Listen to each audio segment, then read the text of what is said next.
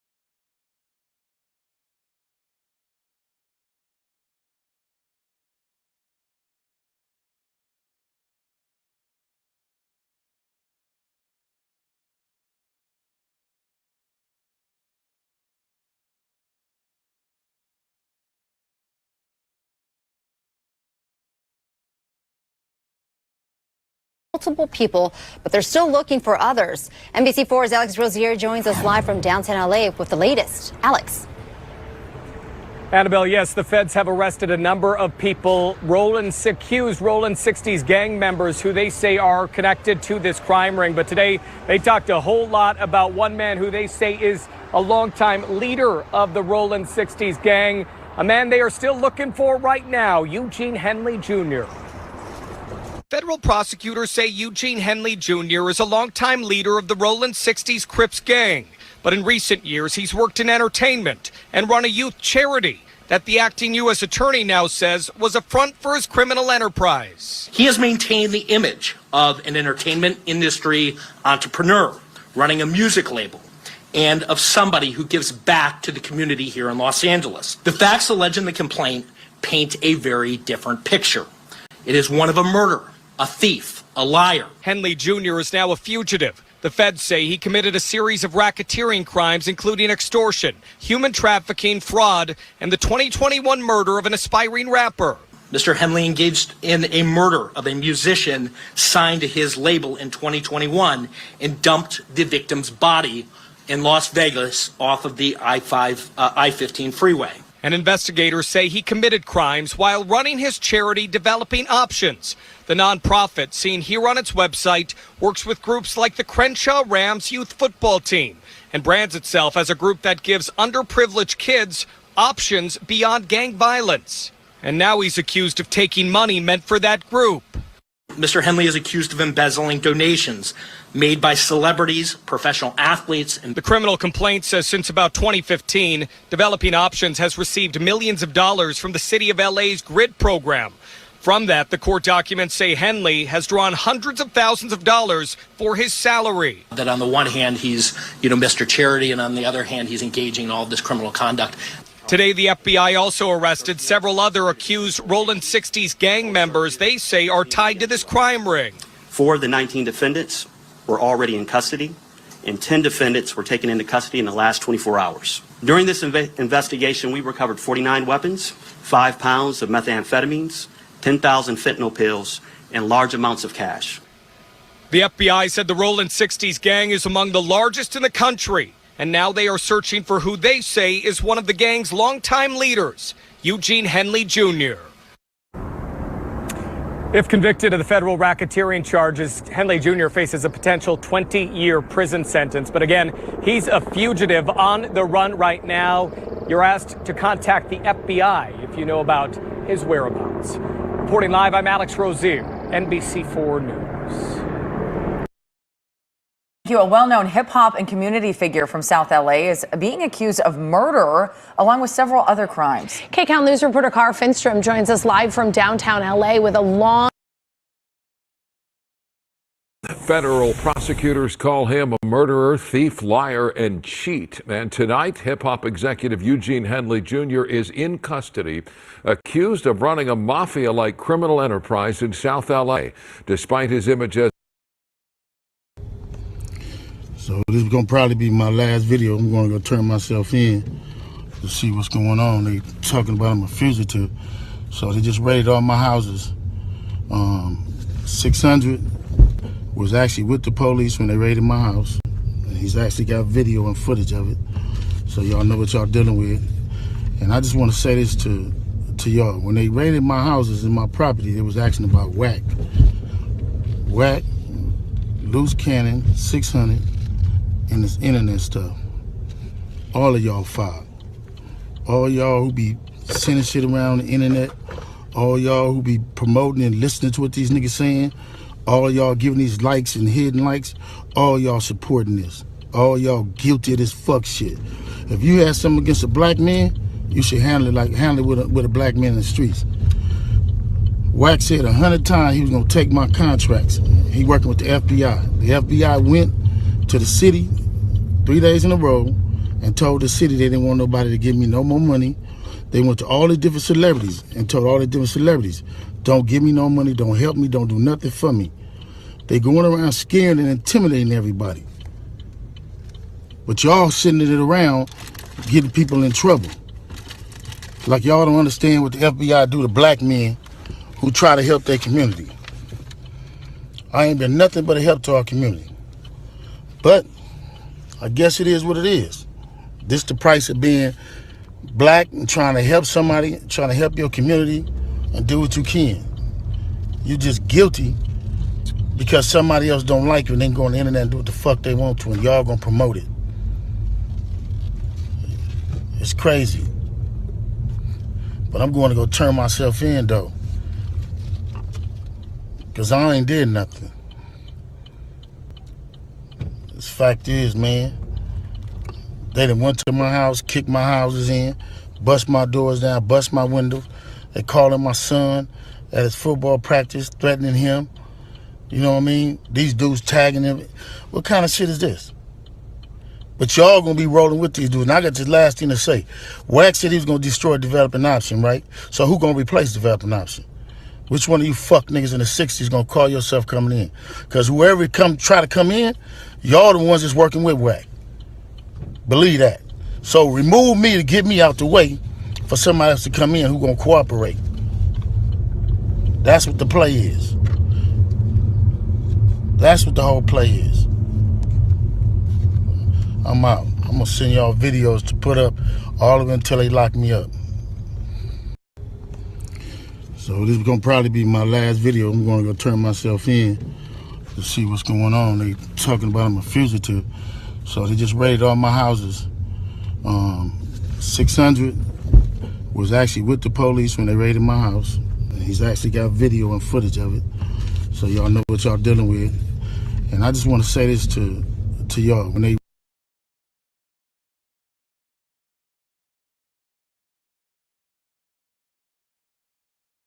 Big useless content is borderline snitch. Somebody got killed? I don't know. The family came to us and they told us things in secrecy. You don't sit there and say they found the DNA in his nails. Same things that accuse other people of doing, you doing it, but you actually getting paid to do it. So he'll say, oh, this is straight or whatever like that, and then they have something on it. I'm not gonna be a guinea pig and go to jail. Big useless content is borderline snitch. Somebody got killed? I don't know. The family came to us and they told us things in secrecy. You don't sit there and say they found the DNA in his nails. Same things that accuse other people of doing, you doing it, but you actually getting paid to do it. So he'll say, oh, this is straight or whatever like that, and then they have something on it. I'm not gonna be a guinea pig and go to jail. Big useless content is borderline snitch. Somebody got killed? I don't know. The family came to us and they told us things in secrecy. You don't sit there and say they found the DNA in his nails. Same things that accuse other people of doing, you doing it, but you actually getting paid to do it. So he'll say, oh, this is straight or whatever like that, and then they have something on it. I'm not gonna be a guinea pig and go to jail. Big useless content is borderline snitch. Somebody got killed? I don't know. The family came to us and they told us things in secrecy. You don't sit there and say they found the DNA.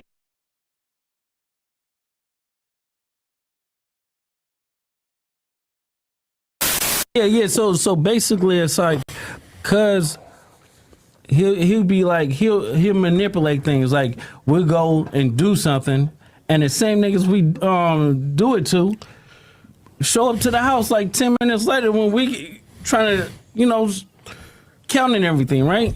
And we be like, how the fuck they get the? Oh well, we're gonna just give them like $40,000 back and stuff like that. But cause it's actually putting us in paperwork, right? And like doing like real police shit. I seen the nigga get like 20 guns, and when he got 20 guns, he's selling them to the homies. But I'm like, why are you writing down the serial numbers? So it's like he was doing like shit like that, and I didn't catch on. So it was like, I'm waking up now. You get what I'm saying? Because this I'm is his, high-tech shit. I'm his right-hand man. You get what I'm saying? So when it came down to like dirt and stuff like that, I'm gonna get it. You get what I'm saying? And then like one day, you know why he wanted to get a dude back to 40, right? Because he was gonna make dude give him 20 for getting it back. Of course. And kept you out of it. Of course. He did that to yeah, so this loose cannon, he breaking down how big you be, like how he, for one, is facilitating information to them people by way of his program. He got the grid program, right? And how the setup is all set up. You know what I mean? When I did that to Meek Mills and Rick Ross. What'd you do to them? So the club when you sweated them in the club. Yeah, dude. And Meek and Rick have no idea that Draw sent you at him. No, they sent that because I called Ross. I'm like, Ross, Boy, this shit getting crazy. Drop off the 50,000, and we're gonna let Meek live on Crib. So Ross dropped off the 50,000, and so me and the homies we go back. He stopped answering the phone. He stopped picking up and shit like that. And we were like, "What you doing?" Like 2 days later, he called me. He was like, "Oh, nephew, where you at?" And I'm like, "Nigga, where my money at?" And he was like, "Oh, I needed it for bills. I needed it for." I'm like, "What?" Like, cause that's some weird shit. And then he stopped answering the phone because I'm trying to pull up on him. Like, bro, you got to come and see me. And then it's like we were doing a TV show. Like, so I wonder if they boxed Meek in the club, boxed him in the club, right? And then what Rick Ross gave the money to Big U, and he was supposed to break y'all off. I don't know, that shit sound crazy, but that's some cold shit. You send some niggas at a nigga, and then the whole time though they thinking they under your, you know what I mean? Like the tap in shit, how they be saying, "Oh, check in," and whoa. Meek think he didn't checked in. Whole time he didn't checked in to get booked. A while back, right? And I'm on a phone.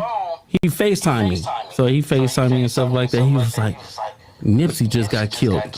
I'm like, sick, so I didn't hear that. So I hang up with him. I called Nipsey, and I'm like, "Nipsey, what's up?" He was like, "Oh, what's up with it?" Nipsey answered. Nipsey answered. He answered the phone. And I was like, "I love you, cuz," or whatever like that. Did you tell him the call you just got? Or you didn't even mention it? I didn't mention it. And that's what fucked me up because my cousin is Nipsey baby mama. You get what I'm saying? So it was like I could have probably stopped it, or it had it. Stop what? Fuck you mean? That fuck you talking about? No, because listen. So after I talked to Nipsey and I was like, "Yeah, I love you, cuz," or whatever like that. "I'll see you later," or whatever. So I hung up the phone. I thought Big U gave wrong information. 30 minutes later, the homies blowing me up like they just killed Nipsey. And so I'm like, Wait. You get a call from Big U telling you Nipsey just got killed. Yeah. You panic, call Nip. Nip answer the phone. Yeah. And you we like were just talking on regular. So it's like at the end of the day, I didn't even think about it because you don't even warn him that you got that call from dude. No, because their relationship was so fucked up. It'd be like they be hot one minute, then they be cold the next minute, and then they be lukewarm. Like you and just 30 never minutes after you get out the phone with Nip, he get killed. Yeah, I got it. So you think he hit you a little too early? Yep, he hit me a little bit too early because the homie Shitty double back 3 times. You get what I'm saying? And first he shot him, boom, go into the alley, came back and shot him, boom. It wasn't good enough, and then he came back and he shot him again. But now it's like how did he know? Yeah, no, but that's crazy. It's deep. So it's like I don't know who to trust. Now let me ask you a question. I heard this. I don't know how true it is. I heard that Shitty and Nipsey had a fight. Yeah, they had they had a fight like a week before that when they had a fight. You know, Shitty ain't known for fighting. Yeah, not at all. He known not at for all. Yeah. doing the other things. So at the end of the day, it's like Nipsey beat him up. Nipsey is what's like 6'4", 6'5". Shitty is like 5'5", 5'6". You get what I'm saying? Like frails. Like he get high. So it was already some friction there. Yeah, it was already friction because of like some police telling shit and. Now let me ask you something, bro, because you know they gon'. I know you. See, you don't say nothing. You kind of like me in a way. You don't say nothing unless. But the homies know, so it's like it's not like I'm saying. Hey, that alone, the fact that he called 30 minutes prior to the shit supposed to be taking transpire, make a nigga think like, hold on, so you, and why would what would possess a nigga to do that though? Like, what would possess a nigga to call a nigga and be like, bro, you heard about what happened to what's his name? Knowing you already know that, like, if anything, you gonna keep, man, your antennas far away from that shit and try to act as oblivious as possible. But you know, the crazy thing is, last night I was watching some shit, right? I watched the Eric Holder video again when he was in the, you know, the whole little shit just leading up to the shit, and after they had the conversation and all that shit, and it just seemed, he seemed a little extra nervous, like he already had an agenda on his mind, basically. You feel me? Like it just was some creepy shit, bro. We gonna finish this clip and I'm gonna bust down. Ain't something that they don't know. You get what I'm saying? So it's like, for me, it's like you telling me, oh, I'm fucking with the police or whatever like that, trying to smooth your background out. So I'm like, on 6-0, I'm gonna expose your buster ass neighborhood crib. And if a nigga take it any type of way, they could get at me, or I'll pull up and get at them. It's like, So you pretty much saying he called you, told you Nip got killed. So, hey, shout out Loose Cannon, man. Shout out Wack. And you know, what's crazy, right, is that a lot of niggas over there, they probably already know the shit. And it give us some more insight as to why, like, Cowboy may have been feeling the way he was feeling, right? As far as, like, just being fed up with the whole shit. So that was kind of like, you know, him taking a stand and all that shit was kind of, it seemed to be like somewhat of a rebellion, you know what I'm saying, to the whole shit. And it's a trip because it just seemed fishy, because niggas already knew what was going on, bro, with the situation, especially if they already had a fight.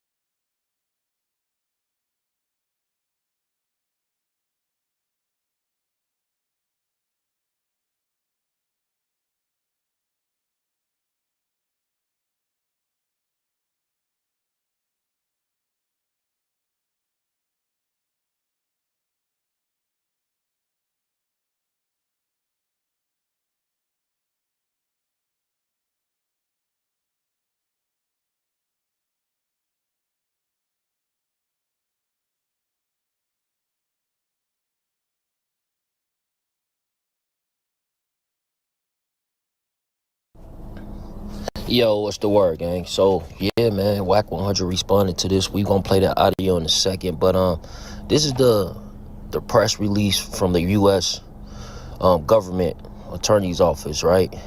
And this is coming out of California. It says a longtime leader of the South Los Angeles-based Rolling 60s Crip Street Gang, who also is an entertainer, entrepreneur, self-proclaimed community activist, has been charged in federal complaint alleging he ran a criminal enterprise that committed a series of racketeering crimes, including extortion, human trafficking, fraud, and the 2021 murder of aspiring rap musician. The Justice Department announced today Eugene Henley Jr., 58, a.k.a. Big U, of Hyde Park neighborhood of South Los Angeles, is charged in a complaint with conspiracy to violate racketeering, influence, and corruption organization RICO Act. The two others alleged members in the criminal enterprise, Sylvester Robertson, a.k.a. V, of Northridge, and Mark Martin, 50, a.k.a. Bearclaw, of the Beverlywood area of Los Angeles, were arrested today in the same criminal complaint which Henley is charged. And they also saying in here, right, they were saying that they use a lot of social media, a lot of podcast information in order to get this case done. And it's crazy, y'all. You know, we've been seeing some of the Rolling 60s, you know, neighborhood card on the internet for quite a bit of time, and a bunch of them being targeted by the police, probably for some of the stuff that they've been seeing on social media, as well as, I guess, some things that the people are seeing in the streets, because if you indict 19 people, believe me, there's somebody who's been picked up before and that's talking, you know what I'm saying, that's talking about these crimes and how they was organized, etc., right? But I'm gonna get to the content. Y'all get in the comments and let me know what y'all think, man. Let's get it. We can't afford, y'all gotta hold up, because the murder was 2021. I'm pretty sure that the people ran that DNA, and I'm pretty sure it was a hit. But he was working the Sue Surf them case. We got all that work. It was 14 of them. Big U, one of the ones, they named him as a gang leader and all that shit. And when they came and served the indictments 2 weeks later, everybody was there but him. His name was the only one gone. Everybody went to jail. It's so crazy because the magnifying glass Here has we got been it. on him. Operation We on there? Drawdown. Let's do it. Operation Good Drawdown. morning. I'm Joe McNally, the acting United States Attorney here in Los Angeles. Today, we're here to announce federal criminal charges against Eugene Henley Jr., a career criminal known as Big U, who used his contacts and leadership role in the Crips criminal street gang, the entertainment industry, and a youth charity to further his own criminal enterprise, an enterprise that engaged in murder, extortion, robbery, human trafficking, COVID fraud, and other felonies. Mr. Henley and several other individuals linked to him and his criminal enterprise were charged in a criminal complaint with federal racketeering conspiracy. Mr. Henley is a fugitive, and he is currently wanted by federal law enforcement. Other individuals linked to his criminal enterprise were arrested today, approximately 10 defendants who are charged in various indictments. Again, Mr. Henley is a fugitive. 4 defendants are in state custody and will be transferred into federal custody, and we are still seeking Mr. Henley and another fugitive. The Department of Justice's top priority is eliminating violent crime caused by criminal street gangs and organized crime. These organizations cause a tremendous amount of harm in our communities, and today's arrests are part of our office's efforts, FBI, IRS, LAPD, the team you see up here, to make our communities safer and rid our streets of these criminal street gangs, including ones operated by violent felons like Mr. Henley, who are posing as savvy businessmen and community leaders, but in the end are violent criminals. The affidavit filed with the criminal complaint alleges that Mr. Henley operated Big U Enterprises, a mafia-like organization that utilized Mr. Henley's stature and long-standing association with the Crips criminal street gang and other gangs here in Los Angeles to intimidate businesses and individuals in our communities. I want to stress that the allegations here in the complaint are allegations only, and the defendants are presumed innocent until proven otherwise. Let me talk a little bit about Mr. Henley and the street gang here. As I said, Mr. Henley is a widely known leader within the Rolling 60s. He rose to prominence in that gang decades ago, and he has since been a fixture on the internet, talk shows, and podcasts, all things that law enforcement have looked at closely as part of this investigation. He has maintained the image of an entertainment industry entrepreneur running a music label and of somebody who gives back to the community here in Los Angeles, funding a South LA-based charity, developing options, which purports to help at youth risk escape gang life in our communities. And today's arrests are part of our office's efforts, FBI, IRS, LAPD, the team you see up here, to make our communities safer and rid our streets of these criminal street gangs, including ones operated by violent felons like Mr. Henley, who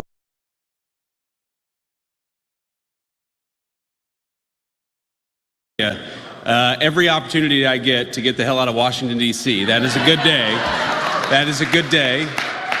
I want to thank Kelly Loeffler for that incredibly kind introduction. You know, Kelly is doing a great job at the Small Business Administration. You all would be shocked if you realized how much fraud we found even at the Small Business Administration. I'm talking about like dead people getting loans from the SBA. We don't want dead people getting loans from the SBA. We want American workers and American businesses getting loans from the Small Business Administration, and Kelly is doing a great job making sure that we do exactly that. I want to say thank you to Paul. It's great to be here at Vantage Plastics, a great American company with great American workers.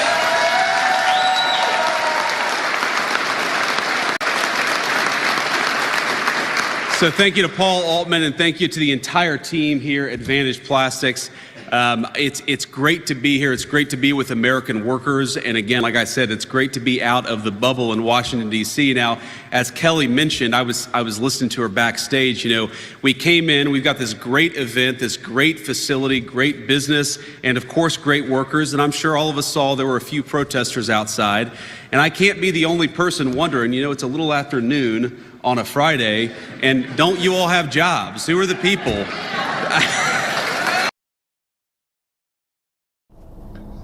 Yo, what's the word, gang? So, yeah, man, Whack 100 responded to this. We gonna play that audio in a second, but this is the press release from the U.S. Government Attorney's Office, right? And this is coming out of California.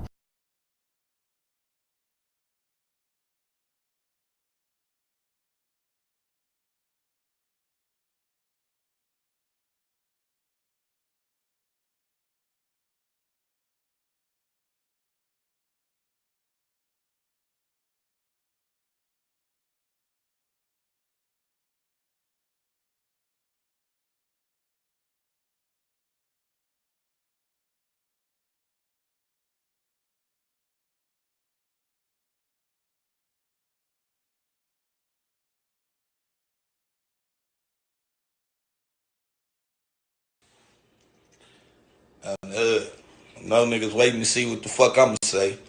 I'm 6-0. On hood, you go somewhere with your niggas, cuz one nigga, the only nigga get stabbed, 6-0 Crip, nigga, you know the truth, nigga, I'm not filtering nothing, cuz. On 6-0 Crip, cuz was a soldier, cuz stood on everything that he nigga, everything he said he stood for, nigga, cuz stood on it to die for it, cuz. So rest in peace, Draco. On 6-0 Crip, I don't know, nigga, all the shit that went on, nigga.